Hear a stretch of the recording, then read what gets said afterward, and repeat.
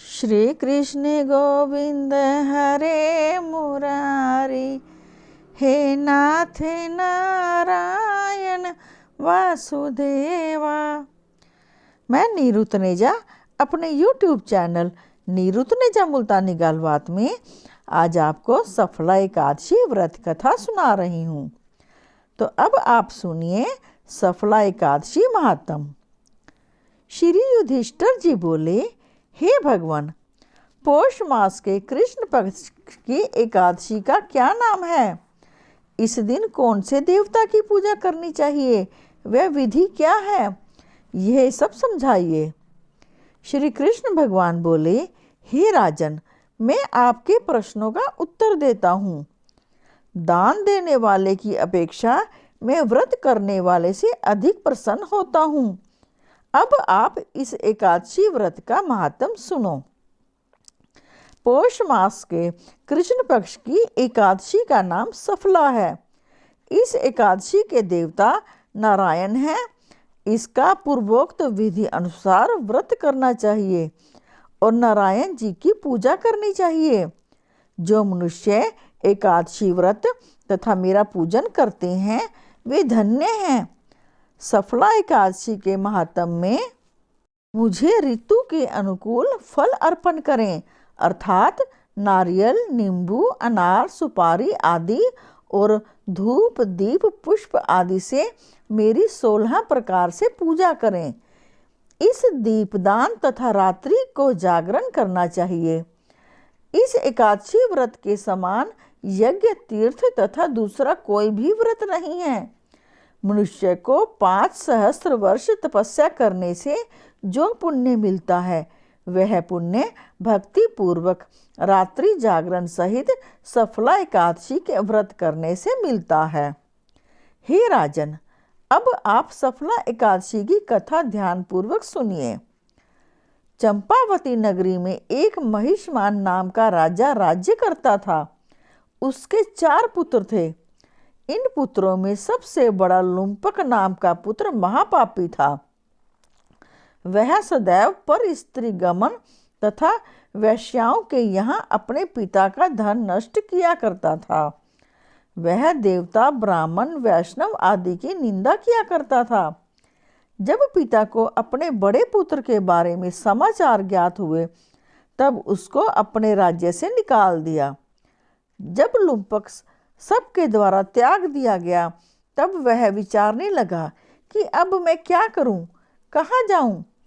अंत में वह दिन में वन में रहने लगा और रात को अपने पिता की नगरी में चोरी तथा अन्य कुकर्म करने लगा। जिस वन में वह रहता था वह भगवान को अत्यंत प्रिय था। उस वन में एक बहुत पुराना पीपल का वृक्ष सब देवताओं का क्रीड़ा स्थल था। इसी वृक्ष के नीचे लुम्पक रहता था। कुछ दिनों के पश्चात पौष माह के कृष्ण पक्ष की दशमी के दिन वह वस्त्रहीन होने के कारण शीत से मूर्छित हो गया। रात्रि को ना सो सका और उसके हाथ पैर अकड़ गए। उस दिन वह रात्रि बड़ी कठिनता से बीती, परंतु सूर्य नारायण के उदय होने पर भी उसकी मूर्छा ना गई। सफला एकादशी के मध्याह्न तक वह दुराचारी मूर्छित ही पड़ा रहा। जब सूर्य की गर्मी से उसे होश आया तो वह अपने स्थान से उठकर वन से भोजन की खोज में चल पड़ा। उस दिन वह जीवों को मारने में असमर्थ था, इसलिए जमीन पर गिरे हुए फलों को लेकर पीपल के वृक्ष के नीचे आया। जब सूर्य भगवान अस्ताचल को प्रस्थान कर गए तब फलों को पीपल की जड़ के पास रख कहने लगा कि हे भगवान, इन फलों से आप ही तृप्त होवें। ऐसा कहकर वह रोने लगा और रात्रि को उसे नींद ना आई। इस महापापी के व्रत तथा रात्रि जागरण से भगवान अत्यंत प्रसन्न हुए और उसके समस्त पाप नष्ट हो गए। प्रातः ही एक दिव्य घोड़ा अनेकों सुंदर वस्तुओं से सजा उसके सामने आ खड़ा हो गया और आकाशवाणी हुई कि हे राजपुत्र, भगवान नारायण के प्रभाव से तेरे समस्त पाप नष्ट हो गए हैं। अब तू अपने पिता के पास जाकर राज्य प्राप्त कर। लुम्पक ने जब ऐसी आकाशवाणी सुनी तो वह अत्यंत प्रसन्न हुआ और हे भगवान आपकी जय हो ऐसा कहता हुआ सुंदर वस्त्रों को धारण कर अपने पिता के पास गया। उसने संपूर्ण कथा कह सुनाई और पिता ने उसे अपना राजभार सौंपकर वन का रास्ता लिया। अब लुम्पक शास्त्र अनुसार राज्य करने लगा। उसके स्त्री पुत्र आदि भी परम भक्त बन गए।